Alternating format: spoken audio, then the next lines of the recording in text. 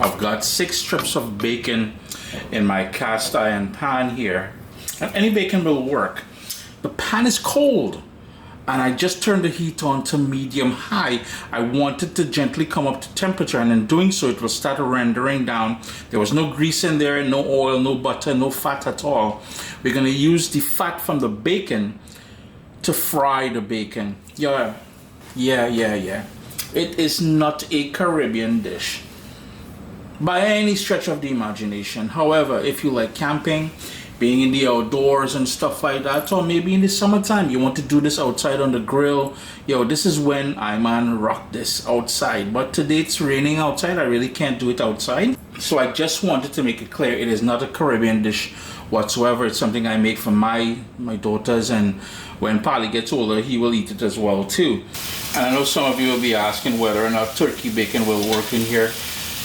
Bake any bacon, turkey bacon, whatever. All you want is that nice smoky flavor, and this is something I make for breakfast, whether we're camping or whether in the backyard on a summer's morning, especially on the weekend. It's a one pot kind of something, and you just have some nice toasted bread and you're good to go. So yeah, turkey bacon will work. And the whole idea is not really to get the bacon all that crispy. If you want it crispy, you can certainly do that. What I really wanted to do was to render out some of that fat out of it and to get a little bit of color. I'm just going to put it onto a plate with a paper towel on there just to soak up some of that fat. We have enough fat in the pot here to do what we really need to do. We're going to set that aside, and then we're going to chop it up into small pieces. We're going to add some chopped hot dogs to the pot. I'm just going to move that around. I want that just to cook through, warm through, and to get a nice little crust on it as well time in the process. Use your favorite hot dogs, whatever it is you guys normally use. You can use a lot more. Today is just myself and Taya who's eating, so I'm not trying to go overboard with it. Yeah, and any hot dog you like, using turkey, chicken, whatever it is, it's just basically it is glorified franks and beans that we're making. And this is why I said it is not a Caribbean recipe. While we use all of these things in the Caribbean, we don't necessarily combine them. I remember growing up, each element that you see in here will be its own dish. The bacon will be its own dish. The hot dog will be its own dish. The beans will be its own dish. We never really combined them together simply because Mom was frugal like that. And they say it made sense, right? We've got a nice little crust, and you see the nice little color and everything. It's taken on that nice crust. So at this point is where we're going to start building on there. So we've got some nice onions along with an assortment of bell peppers I have in the fridge. You can personalize this to any sort of thing that you have left over in the fridge there. In my case, I have onions and some bell peppers. If you have zucchini, mushrooms, any of those things that you want to add in here will work. I'm just going to turn my heat down just slightly. It was on medium all this while there. I'm going to turn it down to medium low. If you wanted to take off some of the fat before you added the peppers and the onions, you can go ahead and rock that. At this point is where once that onion and pepper starts softening up, I'm going to go in with some fresh ground black pepper.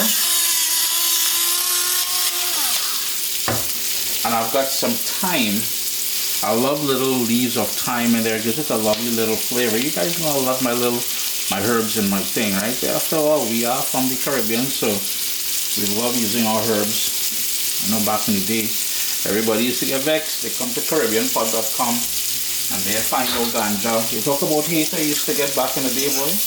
But anyhow, I'm going to give that a mix just to pull everything together. The bacon, along with those hot dogs, will have a sodium element to it. So what I'm going to do is go light with some sea salt in there.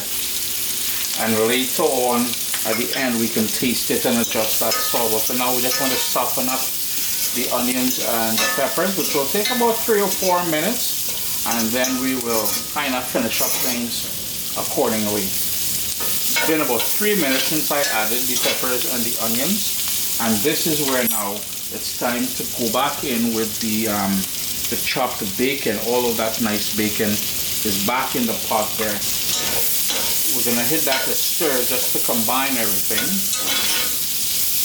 And we're almost done. You can see how if you're camping out in the outdoors, remember you can prep all of this, put it into Ziploc bags and take it with you when you go camping. So you cut up the peppers, the onions, the bacon, you can pre-cut it as well and fry it up into small pieces.